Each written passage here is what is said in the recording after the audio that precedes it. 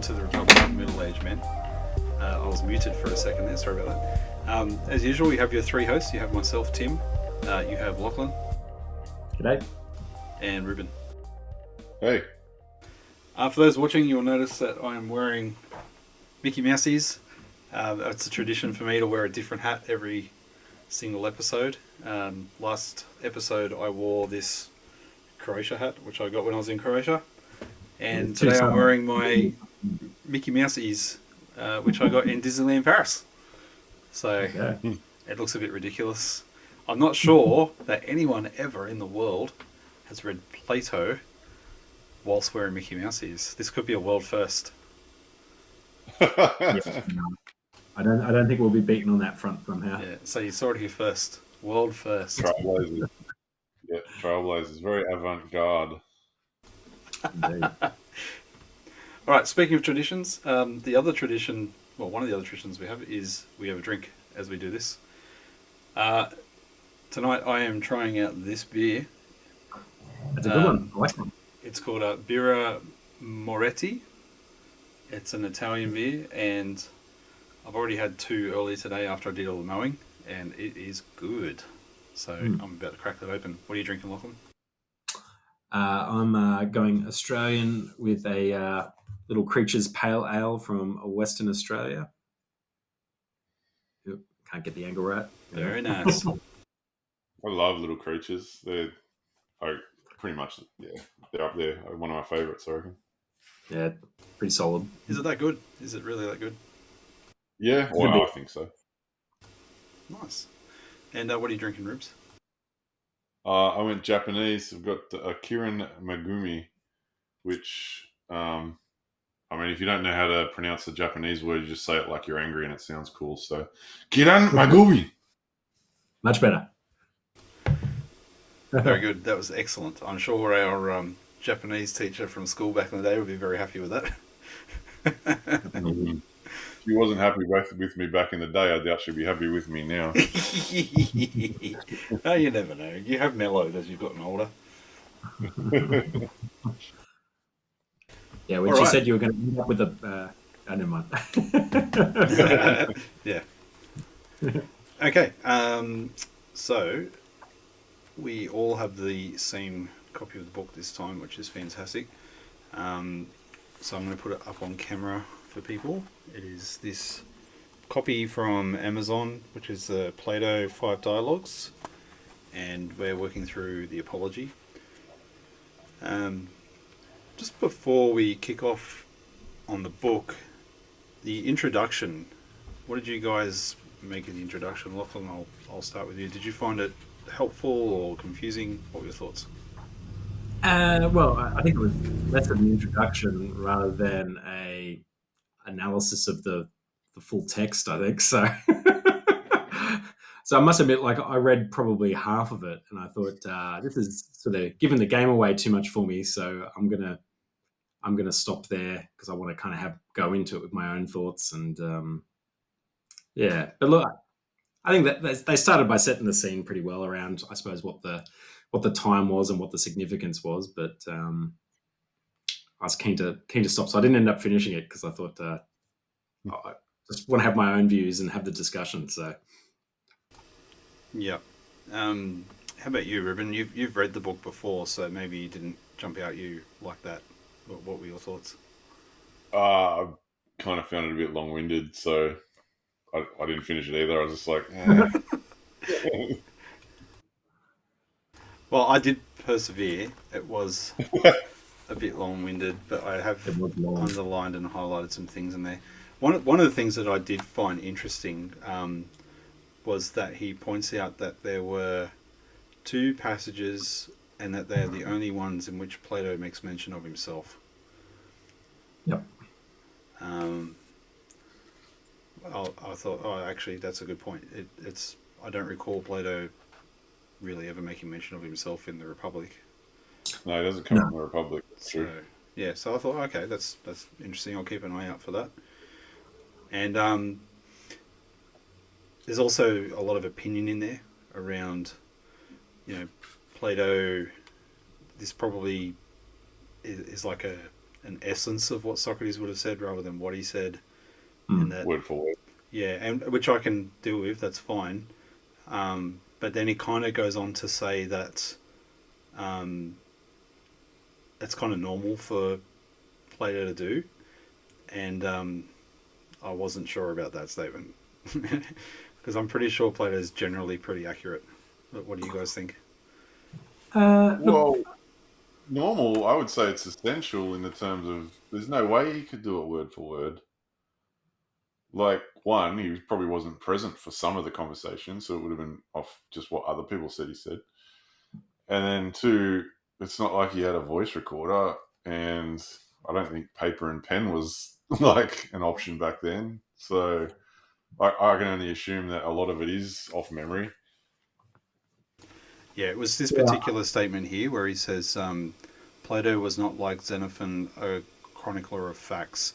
He does not appear in any of his writings to have aimed at literal accuracy. I think Randall Oh, Yeah. Carlson would disagree.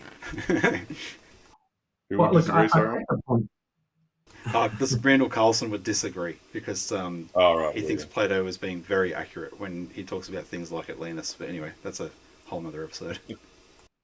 I think he's probably being like relatively accurate.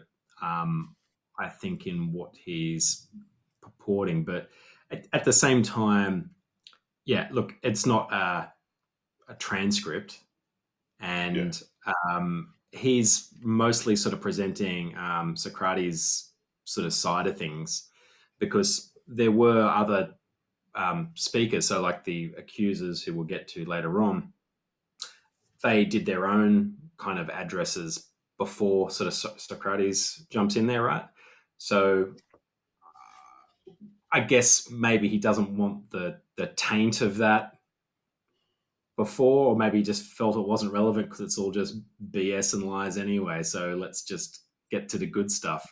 So, like, I'll yeah. take the guy's point on the introduction, but look, I don't think it's necessarily super flowery, but at the same time, I guess you've got to take into account that Socrates was his mentor, who he had like enormous respect for, and as much as anything, I think he probably put this together to make sure that his life was remembered and that something was achieved by, spoiler alert, the sacrifice. So Yeah, Yeah, and in some respect, I mean, you could look at that a few different ways. But one way you could look at it is, well, he's not going to embellish too much when he's trying to honor the man's memory. Yeah, when truth was a core tenet of what it was all about, right? yeah, exactly. yeah, and he's Hmm. not trying to sell books. Like he wasn't doing it for money. Yeah, Yeah, for sure. All right, cool. Well, I think we'll make a start. So I'll read the first paragraph, which is a bit chunky, and then we can discuss that well, and sort of work our way through it.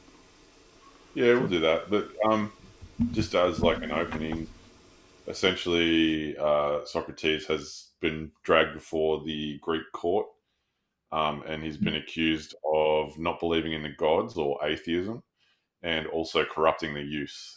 So those are the two charges. And as Lachlan alluded to, they've obviously already laid out their case, or at least what they call the indictment, or the charge of all those two charges. And what we have here is Socrates' response to those accusations, and that's where he starts off. Yeah, yeah, good I think introduction. also, I could be wrong about the numbers, but the way it works is it's basically the argument was had in front of a crowd, and I think it was supposed to be 500 people, but I could be wrong about the numbers. And then at the end of it, there's a vote, and then that's how the guilt or not guilty is found. And then after that, there's an argument over what the correct punishment would be. Yeah, okay. That's a pretty decent size, jury to be sitting in on something. If it's sort of 500 people, you've got to convince. But Yeah, Yeah, I that's weird. remember reading somewhere it's about 500, but I could be wrong about that. Maybe we'll look it up and clarify Hmm. at a later date. Hmm. All right. Well, bear with me as I try and read this paragraph, and I apologise to anyone listening who knows the correct pronunciation for everything. I may get something It's wrong. all right, dude. I before the episode, I looked up an audiobook version on YouTube, and to be quite honest, it was terrible. So, like actually, Lachlan was listening to a bit of it. It wasn't very good. Yeah, it's the fella had a pretty strong accent as well, which probably wasn't helping things. But Yeah. Well, luckily, I don't have any accent at all, being an Australian.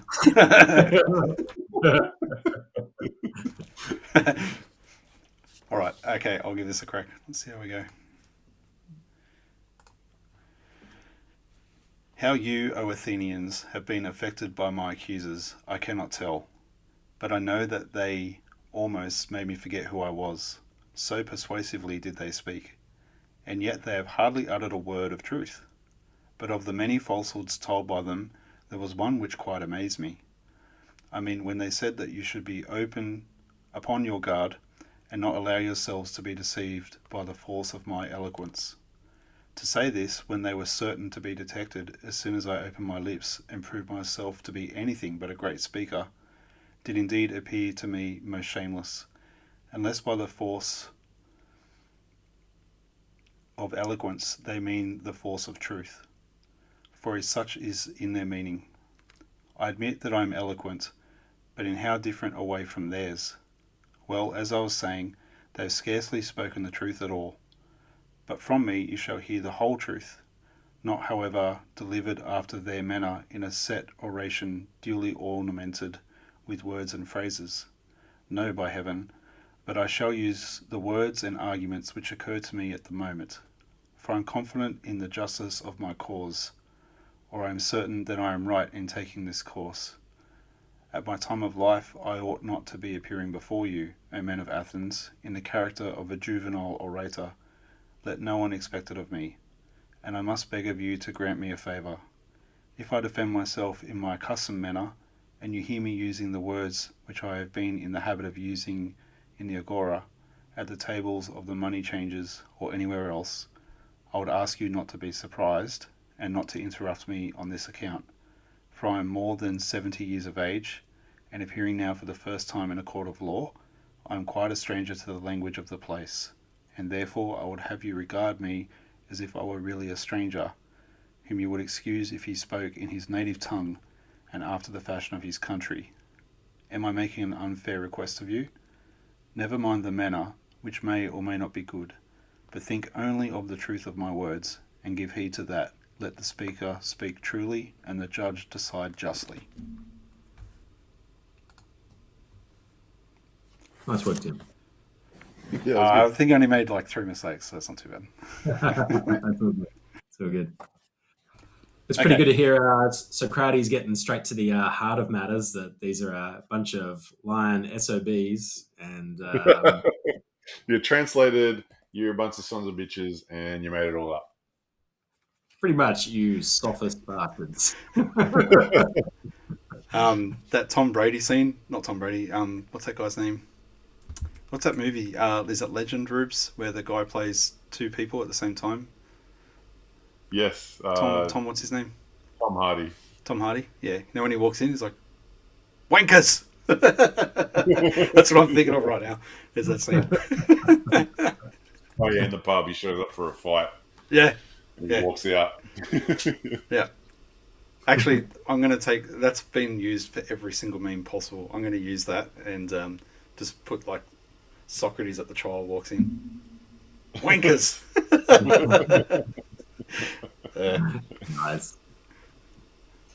All right. So yes, how you, O Athenians, have been affected by my accusers, I cannot tell. So obviously they've gotten to speak first, as you said before, Hmm. and he's already sort of saying to the jury, I guess, um, these guys have said some things. I like it. Give me the chance. Yeah. I think it's a really subtle but clever opening because he basically says, before we get, he's like, guys, before we go anywhere, I just want to point out their first and most foremost lie. He's like, they're Oh, telling yeah. you that I'm going to persuade you with eloquence, and he's just like, that is clearly not the case. I'm just one of you, and that's kind of subtle too. He's almost trying to get them on side. I don't know whether it's intentional, but sort of, he's like, I'm just one of you. I'm just going to talk plainly. I'm going to tell you the truth.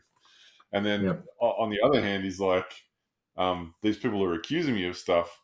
You can see they're a liar at the outset because they're telling you that I'm going to use eloquence to persuade you, which is kind of funny because he's quite eloquent in the way that he points that out. Yeah. But having said that, I'm guessing the whole point is he's drawing a distinction between the way that he communicates, which is directed straight towards truth, and the way that they communicate, which is like with flowery language and rhetoric and all that sort of stuff. Well, I think the thing too, you know, he's pointing out that they've got this like really well rehearsed speech that's like polished to, you know, use his fine language or whatever it may well be. And he's like, well, look, I'm going to talk to you like we're just down the agora because that's how I talk, Yeah. right? So I'm just going to say what comes into my head. that's it. That's what I always do. So yeah, so yeah, it's good of him, I think, to point out the irony that they're accusing him of, you know, pouring honey in their ears through his eloquence when that's exactly what they've done before he's stepped up. So you know, Yeah. that's pretty good. I mean, he does kind of admit that he may be eloquent, but just that it's a different manner of speech. So you know, Well, I think he says that his eloquence is just that he actually says the truth. yeah, that's right. But I love that he pulls at like he's like trying to pull at the strings of like, I'm just a 70-year-old dude who's never been here before. Yeah, Like, don't be mean to the old guy. yeah. Classic Socrates, classic shoeless Socrates. Totally. Yeah, in his Crocs. That's it. Yeah, so I think that's pretty good. All right, shall we move on to the next paragraph? Sure. All right, this one isn't as long, so let's go. And first, I have to reply to the older charges and to my first accusers, and then I will go on to the later ones. For of old I have had many accusers who have accused me falsely to you during many years, and I am more afraid of them than of Anytus and his associates, who are dangerous too in their own way. But far more dangerous are the others, who began when you were children, and took possession of your minds with their falsehoods, telling of one Socrates, a wise man, who speculated about the heavens above, and searched into the earth beneath, and made the worse appear the better cause. The disseminators of this tale are the accusers whom I dread, for their hearers are apt to fancy that such inquirers do not believe in the existence of the gods. And they are many, and their charges against me are of ancient date, and they were made by them in the days when you were more impressible than you are now, in childhood, or it may have been in youth. And the cause, when heard, went by default, for there was none to answer. And hardest of all, I do not know and cannot tell the names of my accusers, unless in the chance case of a comic poet.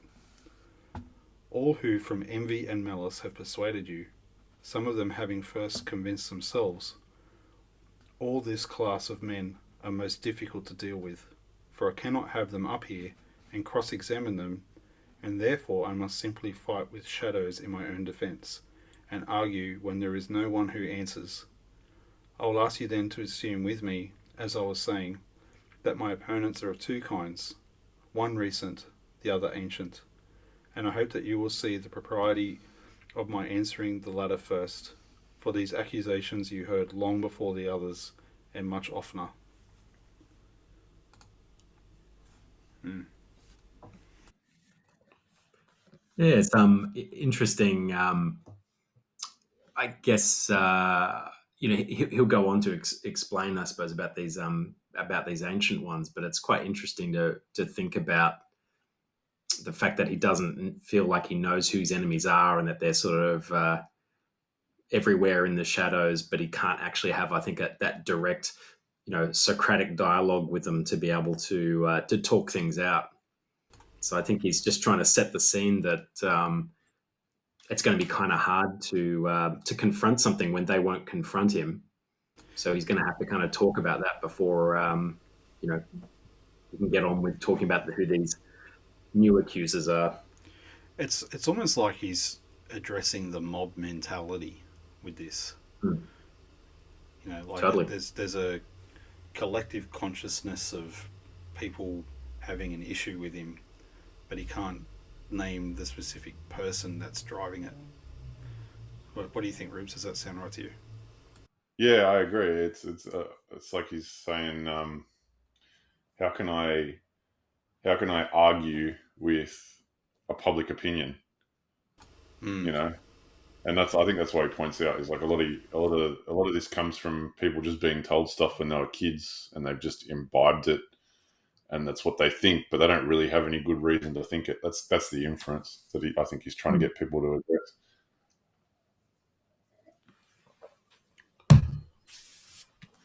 Yeah, it reminds me of a quote. I'm just going to quickly look it up.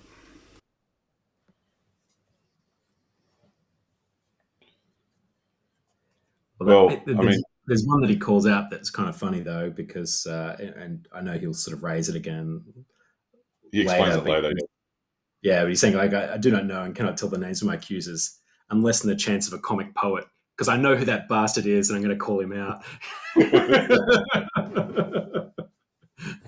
Yeah, which is right because apparently there was a very popular play at the time called Clouds. I can't think of the author. You might have it there, Lachlan. Well, actually, they talk about it in two more paragraphs, so we'll Oh, get Is it to that comes it. up there. Yeah. Evanus? Evanus? Yeah. That guy? Yeah. Aristophanes is the Aristophanes. Yeah, I don't know. Okay.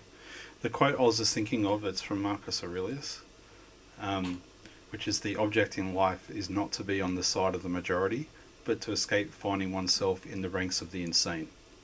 hmm. Yeah, that's a good one. Yeah.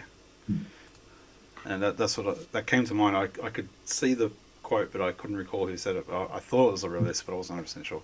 But that's kind of what that reminds me Well, of, is he's trying to not be in that majority and trying to demonstrate where his logic is, and that majority is actually quite crazy.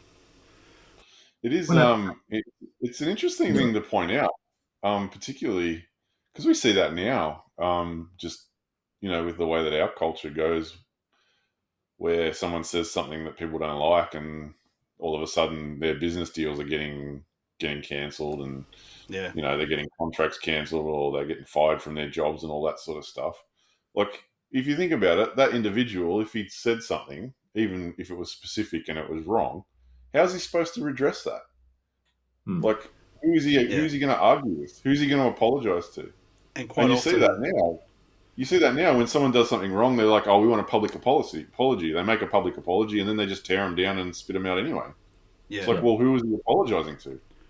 But quite often it's people being offended on behalf of somebody else that isn't actually offended anyway. Yeah, true. Well, that's the center of the problem, isn't it? Because you Mm, can't sit down with the actual offended party because there isn't one. that's right. It's a public opinion. Like he says, like it's the shadows, like arguing with shadows. Yep. I think the other thing he's just trying to do is point this stuff out to make people aware, perhaps, of their own bias and make them feel accountable for their bias, so that as we Yeah, enter into this discussion, remember that you've probably been told this stuff as children. So maybe try and ask park yourself that. why. Let's have a discussion about it now and make your own mind up rather than sort of bringing the bias to this discussion. Yeah, it's pretty clever in that sense, isn't it? He's putting it on the individual. He's taking that collective angst and putting it on the individual and saying, basically saying, ask yourself, why do you even think this? Mm. Yeah. Have you actually met me? Do you know me? Have you spoken to me? Yeah. Yeah, it's weird, eh? Like he's a celebrity without any of the perks of being a celebrity. He hasn't got Yeah, I any of think the he calls wealth. He that hasn't out got the later on too. influence. Yeah. Yeah, he addresses that later too. Mm. It's one of his defenses. Hmm. Well, I'll read the introduction to his defense, I guess. So the next paragraph. Um, well, then, I must make my defence and endeavour to clear away in a short time a slander which has lasted a long time. May I succeed, if to succeed be for my good and yours, or likely to avail me in my cause. The task is not an easy one. I quite understand the nature of it, and so, leaving the event with God in obedience to the law, I will now make my defence. Just before we continue on, what do you guys, any comments on that? Well, I think he's certainly bringing God in just as a part to show that he's been doing this in truth and all this sort of thing. So I'll put it in God's hands because God is the protector of truth, and you're all calling me atheist as well. So let's just pull that forward a little bit, if you know what I mean. Yeah. Yeah, that's one of the and charges, isn't it? Yeah. And that will make more sense as he goes on when he starts to explain why he is who he is. All right, well, I'll continue. I will begin at the beginning and ask what is the accusation which has given rise to the slander of me, and in fact has encouraged Miletus to proof this charge against me. Well, what do the slanderers say? They shall be my prosecutors, and I will sum up their words in an affidavit.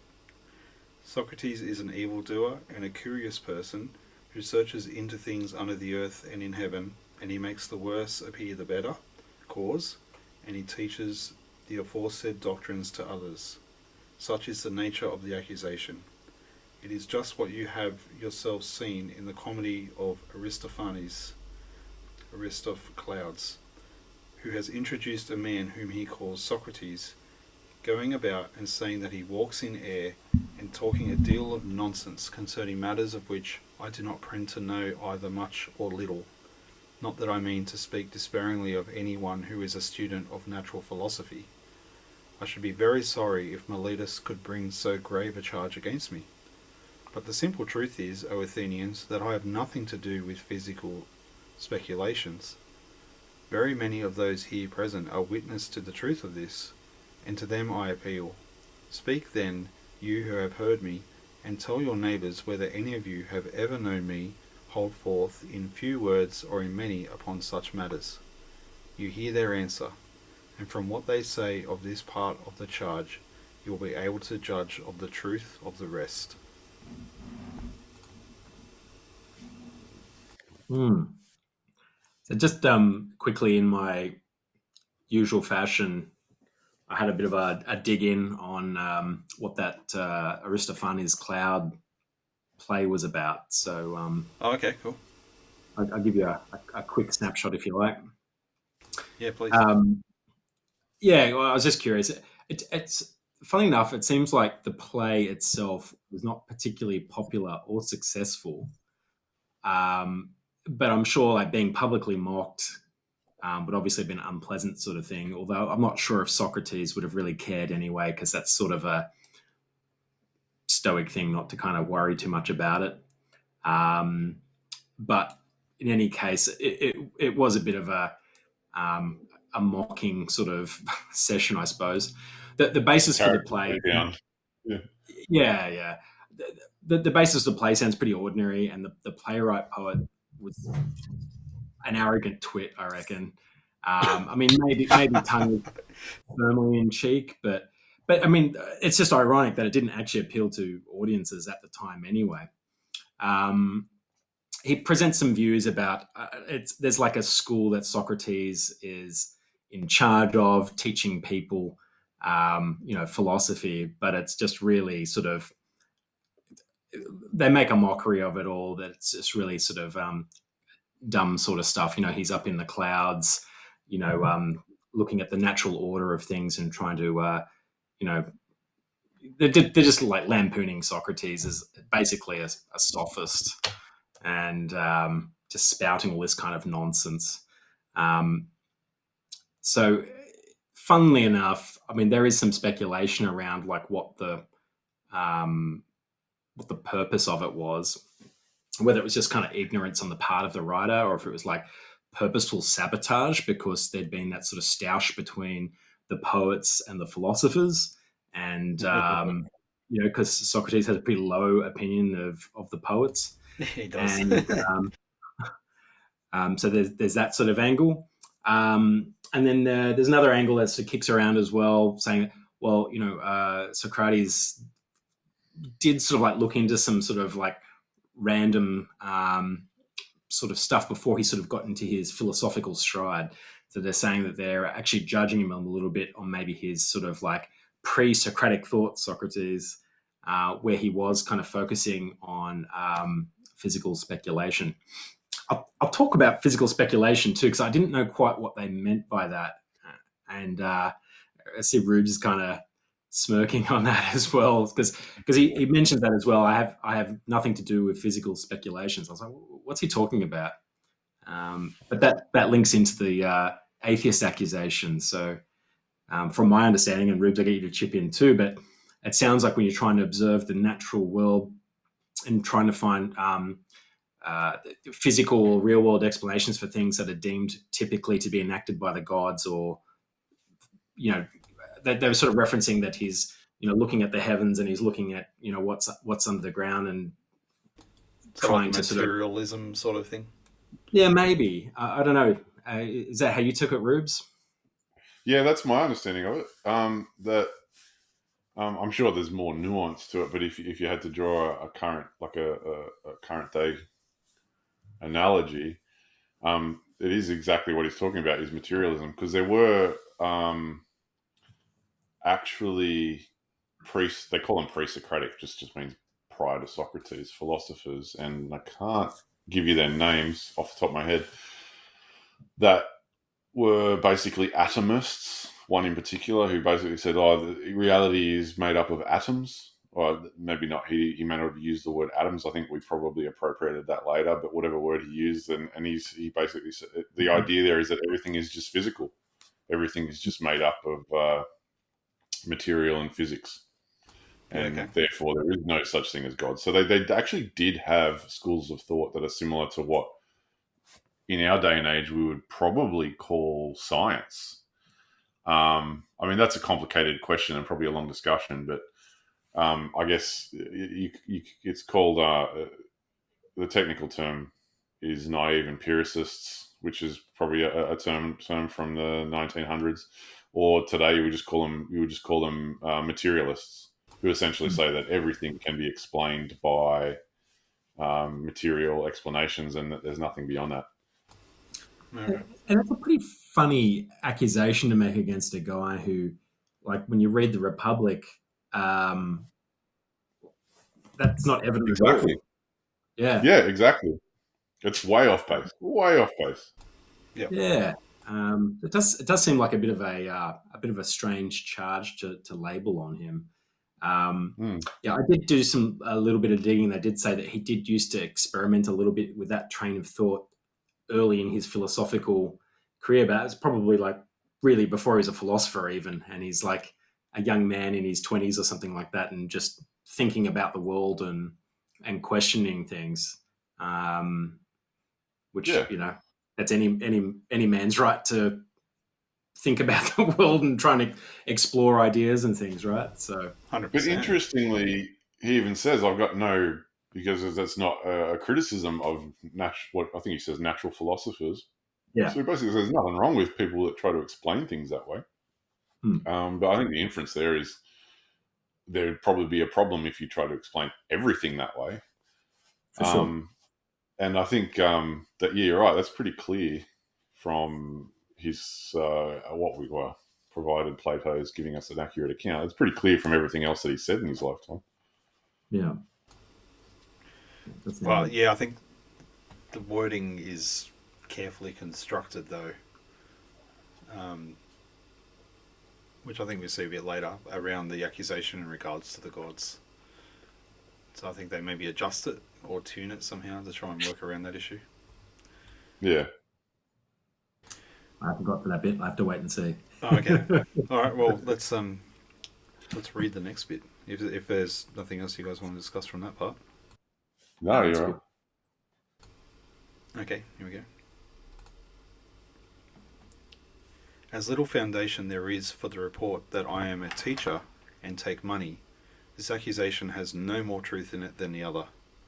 Although, if a man were really able to instruct mankind, to receive money for giving instruction would, in my opinion, be an honour to him.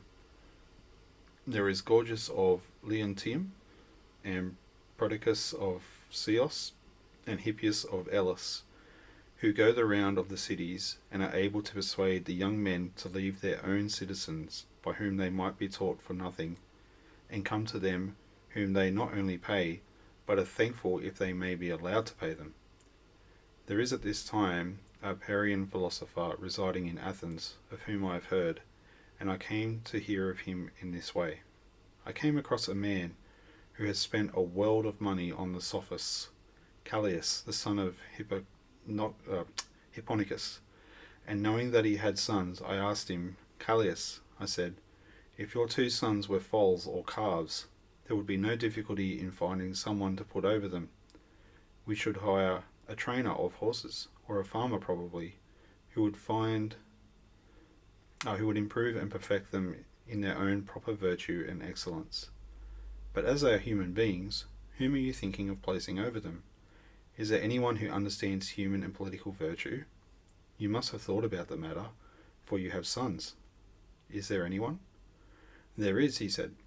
Who is he, said I, and of what country? And what does he charge? Evenus the Parian, he replied. He is the man, and his charge is 5 minae.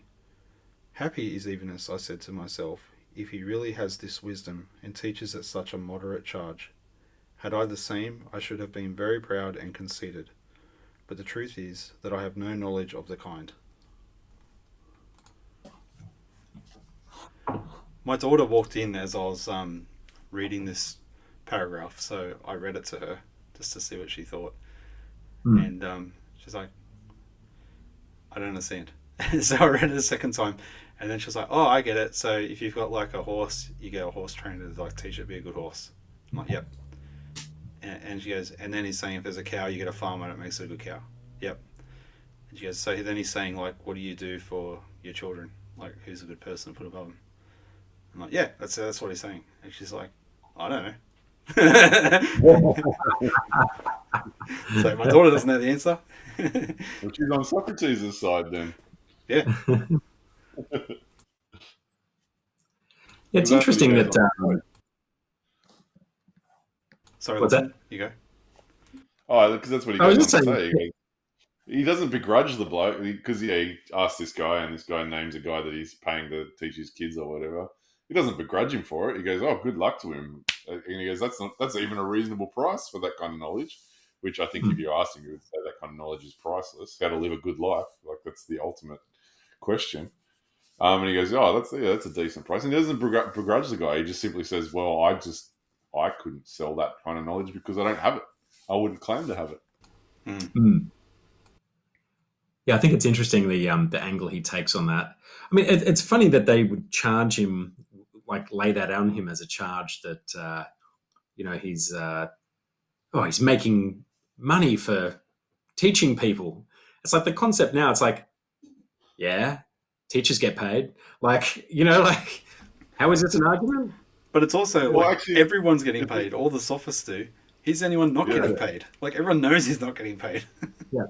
Well, and that is the irony because there he is, barefoot and probably dishevelled and what have you, and still got the cocktail sauce down there from the last meal he stole from barbecue or something. But it's just funny to kind of like label him, who's like quite open about how frugally he lives and isn't interested in the finer things in life. Again, it's just really quite funny, something that we see like so clearly as part of his character, that these sophists think they could just kind of like turn that argument like completely 180. Yeah. Like, even from you're right. Even from if you've like we haven't read a heap of Plato, but we've read the Republic, and just from reading Republic from start to finish, you kind of listen to this and you're like, nah. Yeah, doesn't make sense. Which is what he's trying to point out, I guess. Yeah, absolutely. Yeah, like the guy throwing charges at him probably charges people for what he teaches. 100%. It's just 100%. projection. It's just projection. Yeah, it's terrible.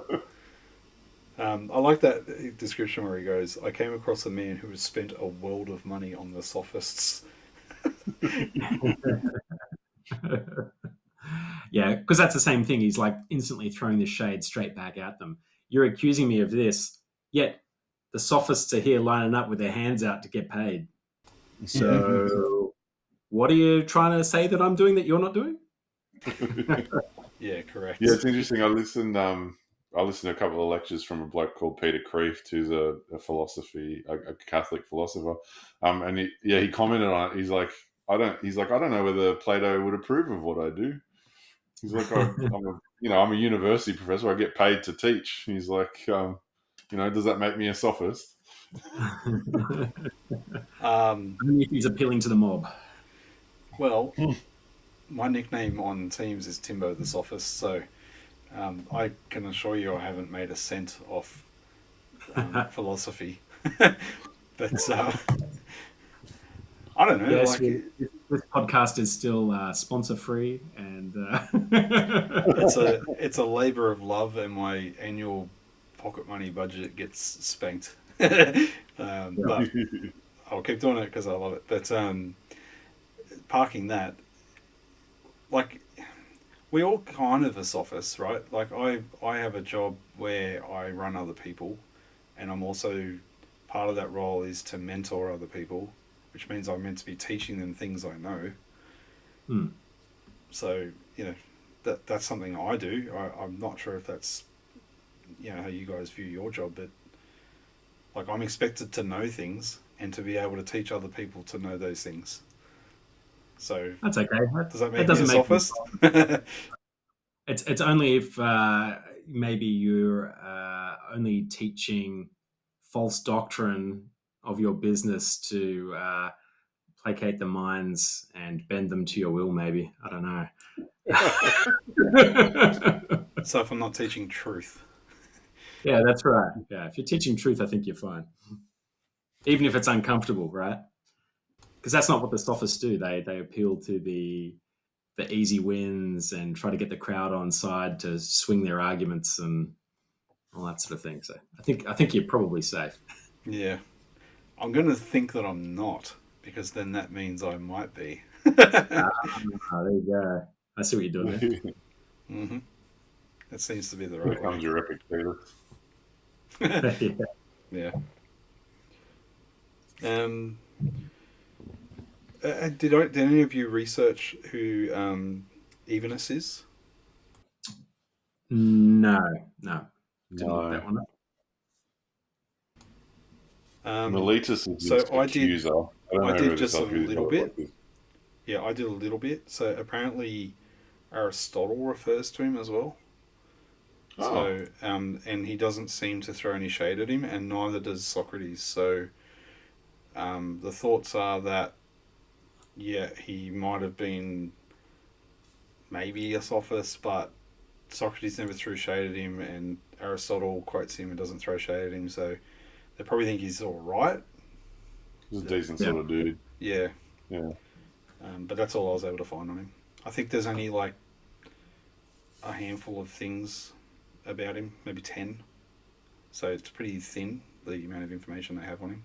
So yeah. All right. Let's continue. Okay, so I'll read the next one.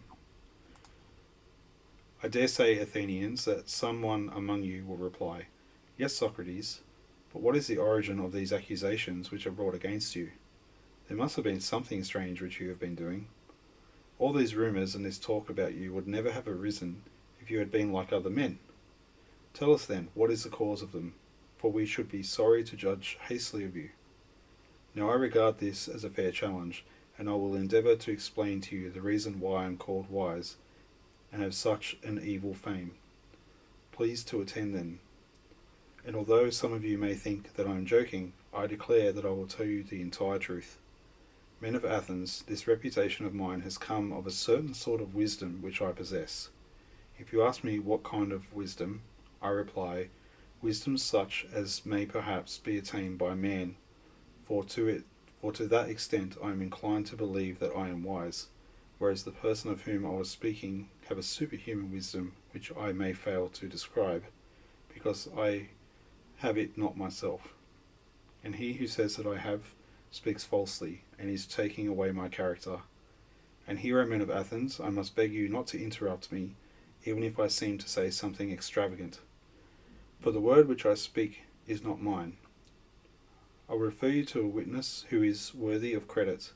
That witness shall be the god of Delphi. He will tell you about my wisdom, if I have any, and of what sort it is. You must have known Cherephan. He was early a friend of mine, and also a friend of yours, for he shared in the recent exile of the people and returned with you. Well, Cherephan, as you know, was very impetuous in all his doings, and he went to the Delphi and boldly asked the oracle to tell him whether, as I was saying, I must beg you not to interrupt. He asked the oracle to tell him whether anyone was wiser than I was. And the Pythian prophetess answered that there was no man wiser. Cherephan is dead himself, but his brother, who is in court, will confirm the truth of what I am saying.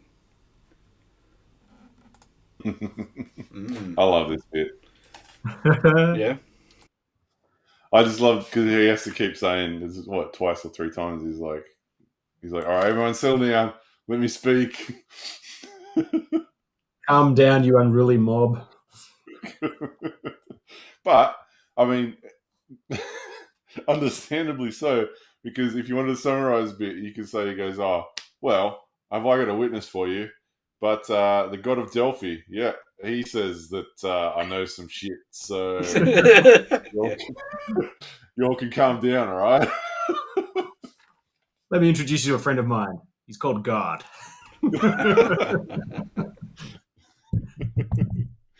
Yeah, the atheist calls his first witness God. Yeah, Oh dear. yeah, it is a pretty ironic thing that that this is his character witness, and given the charges, so you can kind of understand why maybe the crowd was getting a bit unruly at that point in time. I like how he tries to steelman his opponent's argument as well, but then he just drops this little thing in there like, oh, of course we don't want to like mistroll you. Like he's like, I'll put forward your best argument, but I'm also going to represent that you're like better than you probably are behaving. Yeah, I thought that was pretty funny. Yeah. Oh, to be fair, he does go on to say that it's not like the god of Delphi spoke directly to me. He's like, he's going to say that a friend of his spoke to the. It's not just him. There's a bloke has spoken to the prophetess and sort of verified something. But then he goes on to say, yeah, but he's dead, so you're going to have to talk to his brother. Yeah, Cherephan's brother. That dude over there. Go talk to him. Yeah. But it's a better credibility that it is a third party rather than just himself having received a prophecy or something. You know what I mean? Yeah, that's what it is. Yeah, it's good. Yeah. All right, I'll continue then. We can get to the punchline. Oh, hold on. There you go. Yeah. I do think it's sort of a bit of a funny argument in the sense is like, essentially, he's addressing something that he's assuming people are going to think. He's thinking, well, if you're outright saying that none of this happened and it's all rubbish, he's like, he knows that in people's minds is going to be, but why would someone make that up? Like what they're accusing you of is almost so ridiculous. Why would they make it up? Which, in itself is kind of an interesting way to think about it. But in some senses, it makes sense. Like, if you say, oh, such and such did X, and X is just something that's kind of ridiculous, at a certain point, you do think, well, okay, that sounds crazy, but why would someone make that up? And that's kind of what he's addressing. He's like, why would I'm saying you're all full of it? I'm going to explain to you where it's come from because I need to address the fact that like I'm here, I'm in a court of law. I have all these prominent people accusing me of things. Let me explain to you how something like that can happen when it's so untrue. Yeah. So it's a clever thing to address, I think. Yeah, I think you're right. Hmm. All right. Well, I'll read the next bit. Why do I mention this? Because I'm going to explain to you why I have such an evil name. When I heard the answer, I said to myself, what can the god mean? And what is the interpretation of his riddle?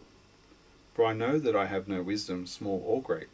What then can he mean when he says that I am the wisest of men? And yet he is a god, and cannot lie. That would be against his nature. After long consideration, I thought of a method of trying the question. I reflected that if I could only find a man wiser than myself, then I might go to the god with a refutation in my hand. I should say to him, here is a man who is wiser than I am, but you said that I was the wisest. Accordingly, I went to one who had the reputation of wisdom, and observed him. His name I need not mention. He was a politician whom I selected for examination, and the result was as follows. When I began to talk with him, I could not help thinking that he was not really wise, although he was thought wise by many, and still wiser by himself. And thereupon I tried to explain to him that he thought himself wise, but was not really wise, and the consequence was that he hated me, and his enmity was shared by several who were present and heard me. So I left him, saying to myself as I went away, well, although I do not suppose that either of us knows anything really beautiful and good, I am better off than he is, for he knows nothing and thinks he knows. I neither know nor think that I know.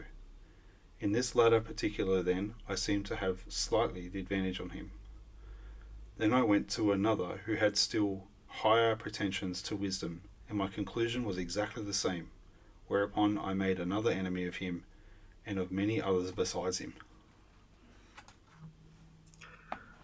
Yeah. So now we start to see why people hate him and are talking smack about him, right? Because he's calling them out as shysters who know nothing. I was talking about this. I don't know whether you're on when I was saying this. This is basically Socrates' origin story, bro. Totally. Yeah. It's pretty neat. I mean, did this come up actually in Republic, or were we talking in the Republic about how Socrates says he knows nothing? Were we talking about that in Republic? Yeah, because I think one of the guys says, "Oh, here comes the false humility of Socrates," or something like that. Like basically Right. calling Yeah, out, like, yeah, he brings it up a few times in the Republic, doesn't he? But not Yeah. explicitly as explicitly as this. But Hmm. he does say that sort of thing every now and then. It's like sort of kind of like, well, but what do I know? Yeah. I think it's kind of good to hear it in this context because then I think you understand where he's getting at, though, right? And it's not a false modesty. I mean, I think it is that sort of genuine thing where he goes, you know what, I'm just a curious guy. I ask lots of questions, and I ask people that I think know more than me, and sometimes I find out they know less. So Well, I mean, his argument is basically, I don't know anything. Hmm. They don't know anything because when I ask them about stuff, they can't explain it. So at least I know I don't know anything. So I know something. Yeah. Which Yeah. I means know that I I'm know a little bit nothing. You wiser don't than even know that. Yeah. That's Yep. pretty good. Um, But yeah, going up to a whole bunch of powerful politicians and obviously publicly, because he's saying there's other people around listening, Yeah. publicly telling them that, you know what, you don't know shit, It's kind of no But wonder what's that he's. funny about him is he's never accusatory. Like I don't think he's ever gone up to someone and gone, yeah, you're full of it. You just keep asking him questions, and then they get the shits because they can't answer them. Or they just look stupid. Yeah. Yeah. And we sort of saw that in his technique when he was questioning Adamantus way back in the Republic. Yeah. Like, I mean, he didn't make him look stupid, but that was his approach. He's like, oh, so you say X. What about this? What about this? What about this? What about this? Like that annoying kid that's like, why? Why? Yeah. Why? Totally. Yep. Do you think that's why Aristotle said knowing yourself is the beginning of all wisdom? Yes. Short answer. Yes. Yep. No, I think so too. Okay. I'll continue. Then I went to one man after another, being not unconscious of the enmity which I provoked, and I lamented and feared this. But necessity was laid upon me. The word of God, I thought, ought to be considered first. And I said to myself, Go, I must to all who appear to know, and find out the meaning of the oracle. And I swear to you, Athenians, by the dog I swear, for I must tell you the truth, the result of my mission was just this. I found that the men most in repute were all but the most foolish, and that others less esteemed were really wiser and better. I will tell you the tale of my wanderings and of the Herculean labours, as I may call them, which I endured only to find at last the oracle irrefutable.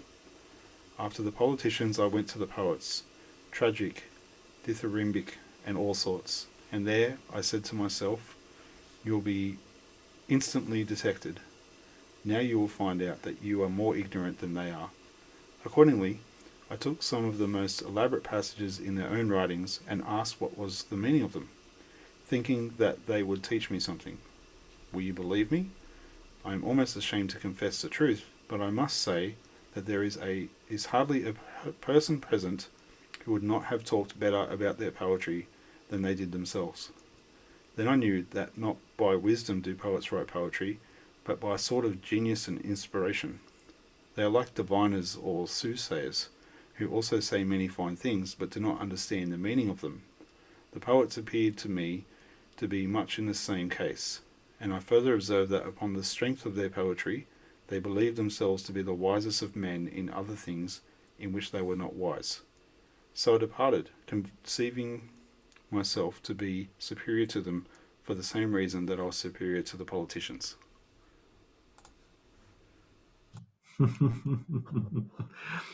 Yeah, so no surprises there. Laying the smack on the poets again. This didn't surprise me. I've heard Peterson talk before about how artists sort of try and tackle ideas before the great thinkers do, because they can sort of sense that there's something there and they're trying to articulate it, but they don't fully understand it. So when I read this, I'm like, oh, yeah, that makes sense. Because I think Peterson's on the money with that. I think that's exactly right. Yeah, they operate off intuition. Mm. That's I've heard a comedian basically say something similar in the sense that they don't sit down and reason things out per se, but they just see incongruity and then they just run at it. You know what I mean? Like they make fun of it and they talk about it, but they don't really know what's going on. They're not explaining the way to live and how to solve things, but they're just pointing out the incongruity, and it's by intuition, not by some kind of. I'm not saying comedians are not intelligent. I'm sure a lot of them are hugely intelligent, but that's what it is, rather than some wisdom. Yeah, like an emotional intelligence or something like that. Mm. Well, and I think the other thing is too, like if you think back to Republic, we're talking about things like the artists, and that we're often talking about like that they are just providing representation of something else that they've seen, and so it's kind of a copy in their own view of something rather than something unique, I suppose. Mm. And that's not to take anything away from artists, but I think when it comes to truth and understanding or whatever, I think that's what he's sort of saying. They're giving you a representation, but it doesn't have that depth that comes along, with the real understanding, I suppose. So. Yeah, I'm not even sure that he's critical of that. I think he's just honest about it, because then he goes on to say, but then they believe themselves wise in other things. And I think that kind of the inference there is that that's where the problem lies. The problem is not in their method or their brilliance, but the fact that they then go beyond that and think that they're wise or think that they know things that they don't. Like And actors from Hollywood giving speeches about things they don't know anything about at the Oh, Academy 100%. Awards. That's exactly what I thought about. Like Mm. Hollywood directors and actors telling people how to live their lives. And it's like, well, just because you're good at making movies or pretending to be someone else doesn't mean that you know what you're talking about. Yeah. No, for sure. And I think Socrates would have said the exact same thing about them. They're like, yeah, you're brilliant. You've got, a certain type of intuition or inspiration, but that doesn't mean that you know about other things. Well, that exact thing was called out in the Republic too. I'm trying to remember the example. I think it might have been like a saddle maker or something like that, and that they have a certain excellence in saddle making, and they're the expert, absolute peak. They know everything there is to know about that, but they don't know anything about anything else. Yeah. So Yeah. they're only Well, experts in their field, and it doesn't make them automatically an expert in everything else.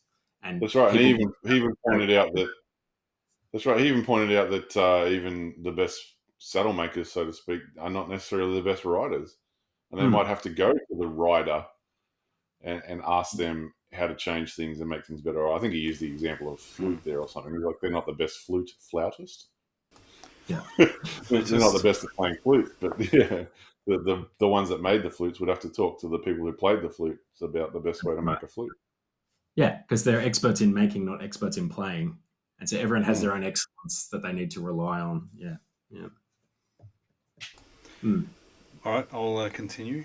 I reckon we've got maybe 2 more bits to discuss, and then they'll do for the week. So I'll read the next one. At last I went to the artisans.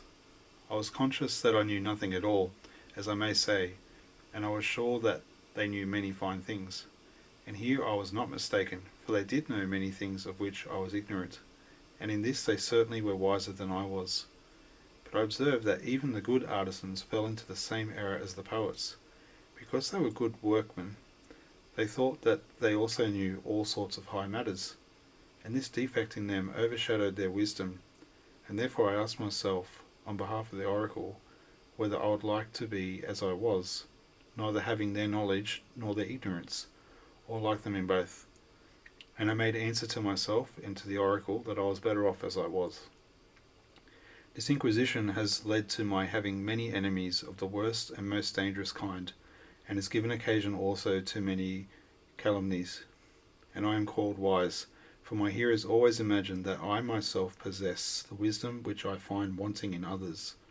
But the truth is, O men of Athens, that God only is wise, and by his answers he intends to show that the wisdom of men is worth little or nothing. He is not speaking of Socrates, he is only using my name by way of illustration, as if he said, He, O men, is the wisest, who, like Socrates, knows that his wisdom is in truth worth nothing. And so I go about the world, obedient to the God, and search and make inquiry into the wisdom of anyone, whether citizen or stranger, who appears to be wise. And if he is not wise, then in vindication of the oracle I show him that he is not wise. And my occupation quite absorbs me, and I have no time to give either to any public matter or interest, or to any concern of my own, but I am in utter poverty by reason of my own devotion to the God. There we go.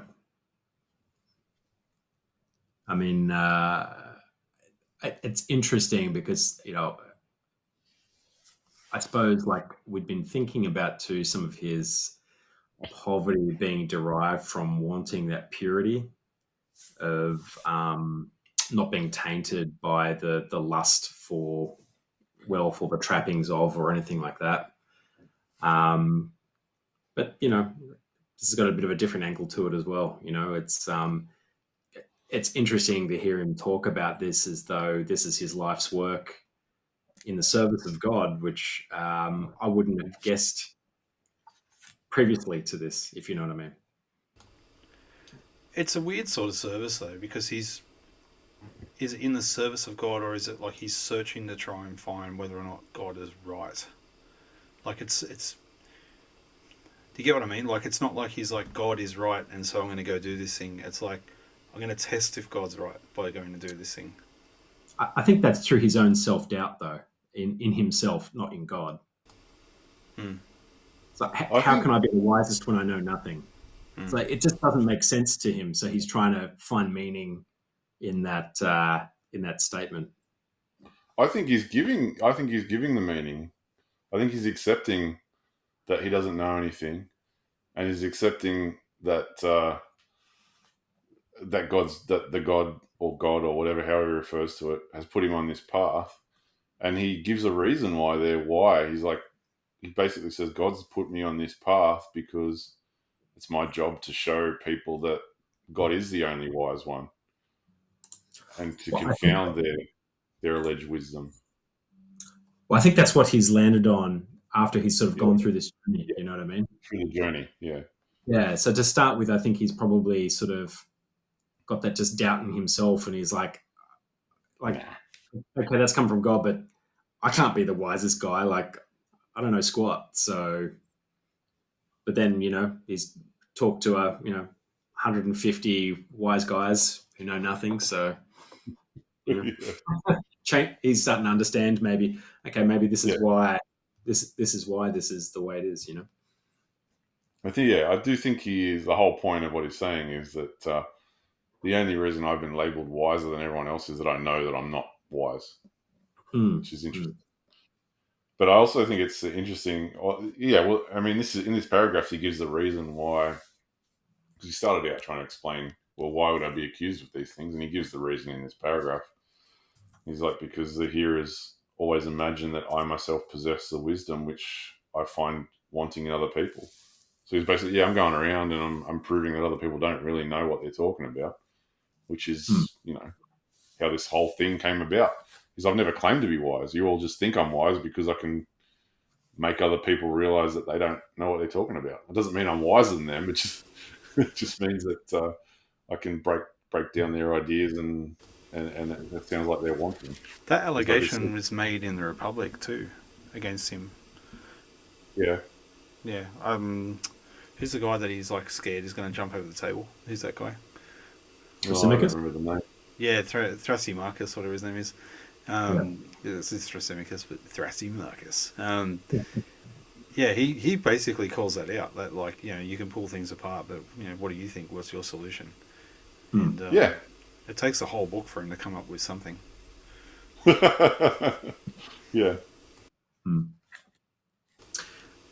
Just out of interest too, like, because I was curious because he keeps referring to the God, which I thought was kind of funny. So, because I was like, because I know we sort of had those sort of like vibes of like a monotheistic sort of view from Socrates in the Republic from time to time. But actually, I just looked up. So Delphi was a sanctuary dedicated to Apollo. So I think when he's referring to the god, he's talking about Apollo specifically. Okay. Yeah.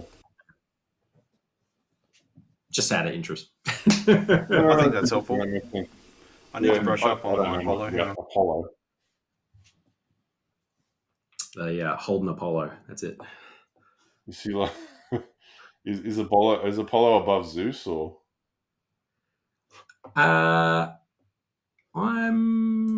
That's a good question. I can't remember. I remember when we were looking into this when we were looking at the Republic, and I can't remember. So Apollo was the god of practically everything, including but not limited to music, poetry, art, prophecy, truth, archery, plague, healing, sun, and light. Yeah, right.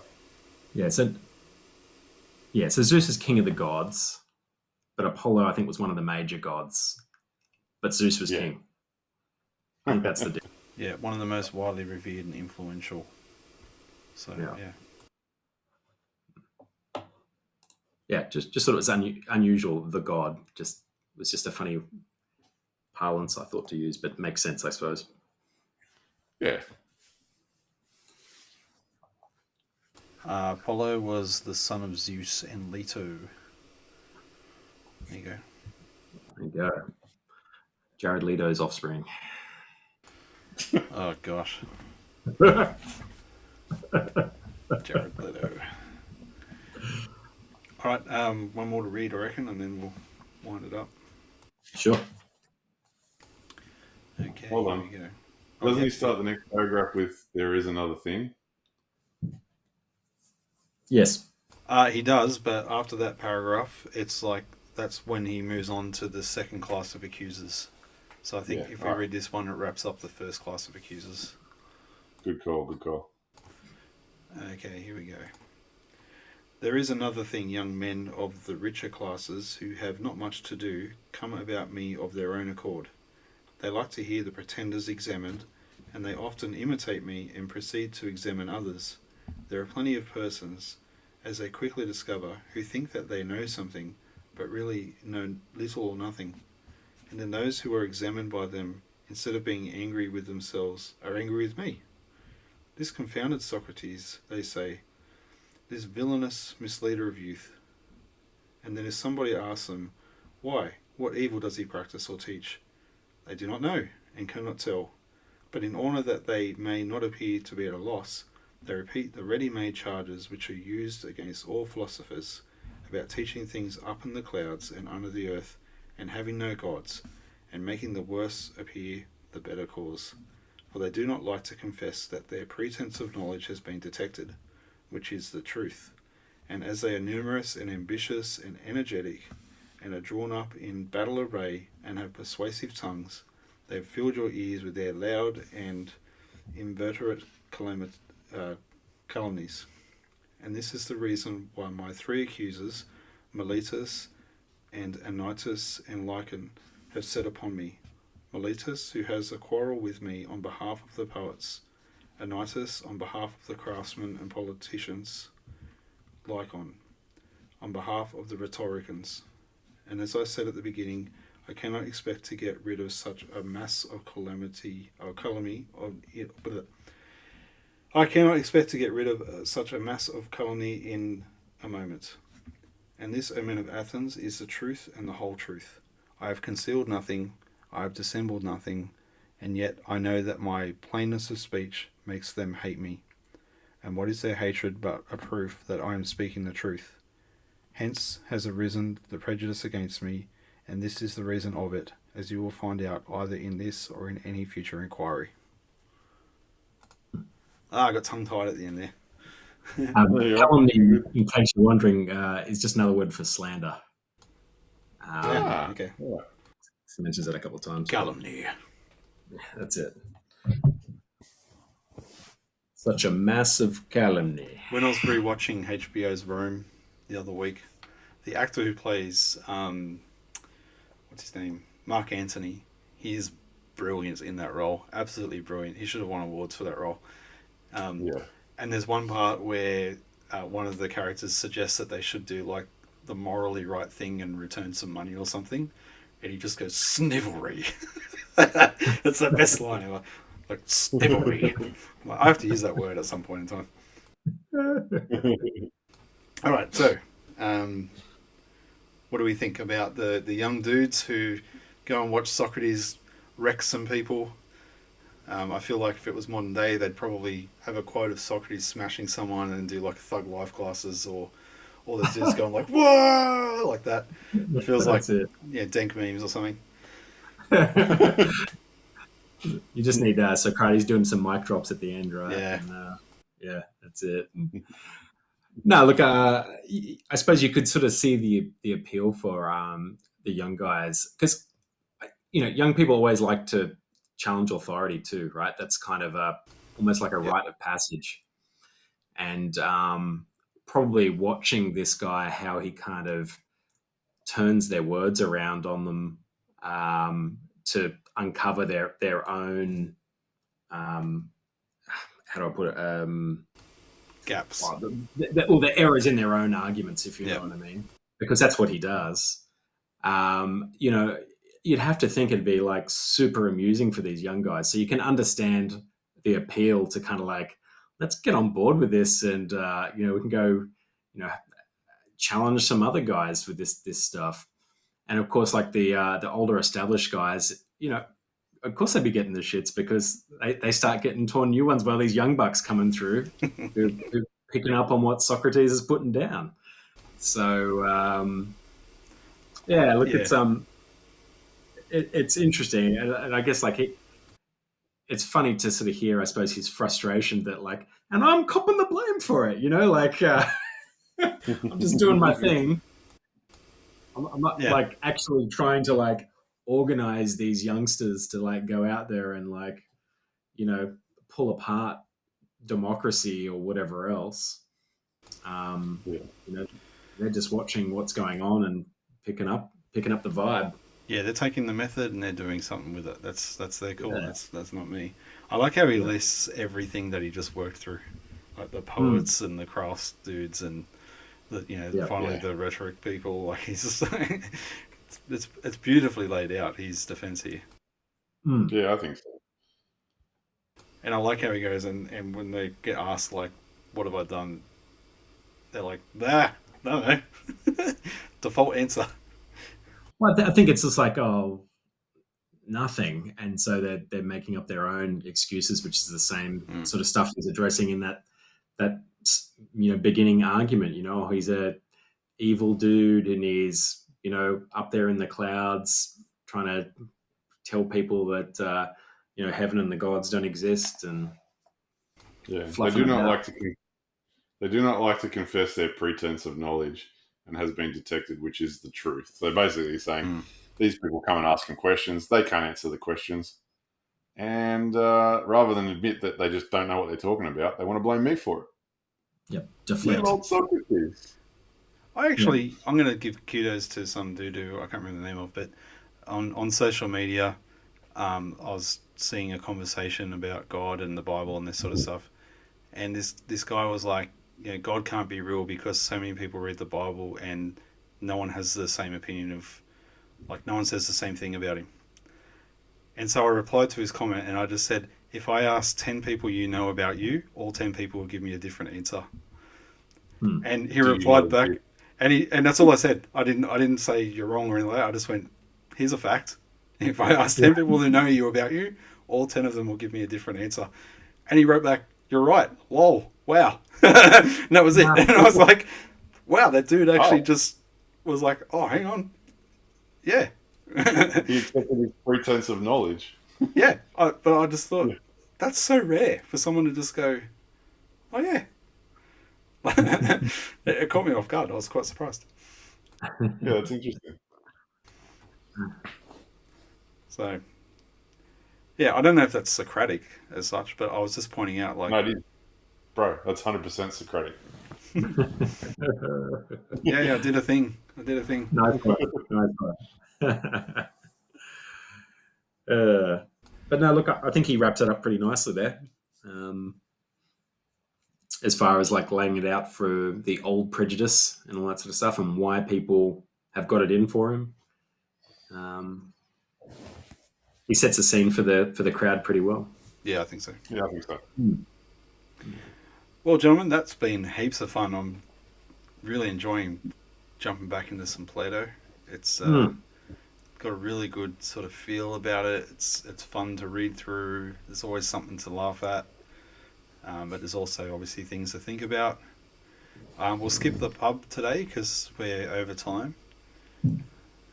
So yeah, thanks for joining me this week. For those listening, the Republic wasn't built in a day, and neither middle-aged men. And yeah, join us next time as we work through the next part of the Apology, where Socrates talks about the second lot of people coming at him. So yeah, thanks for joining us tonight, boys. Good stuff. Take it easy. Catch us later. Bye. Cheers.